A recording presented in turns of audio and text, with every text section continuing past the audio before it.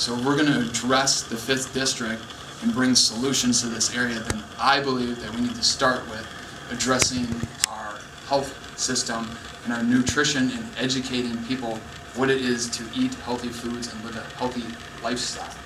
And where we need to start doing that is in our educational system. So right now we have the government providing, if you will, school lunch programs, and we have little fish sticks that are pre-wrapped and little pre-wrapped waffles, and our kids are coming to school being fed Diet Coke and Pop-Tart, and they're sent to class, and the teachers are saying, well, you know, they have a learning disorder, they have this disconnect from learning, and at this point, nobody says, well, we're feeding them chemicals, and they don't have learning disorders, they have chemicals. And this is stemming all the way through our educational system into our institutions and our hospitals.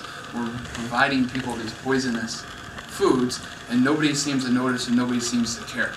So when I got into, we'll say, politics, the reason I got into it is I fell off a mountain bike and fractured my clavicle. It was the first time I had to stop and look at this world and say, why am I falling 3 feet and breaking into 4 different pieces? So I started researching health and nutrition, and that led into government issues of why the FDA and the USDA are allowed to do what they want to do. And then I started learning about special interest groups and lobbyists and the influence that they have on Washington, and how these giant multinational corporations are employing all these lobbyists and special interest groups. And instead of just saying, you know, we need a fair playing ground, they're utilizing this tool to create unfair playing grounds where a local farmer or a local business owner doesn't have a fair shot to play at the same level.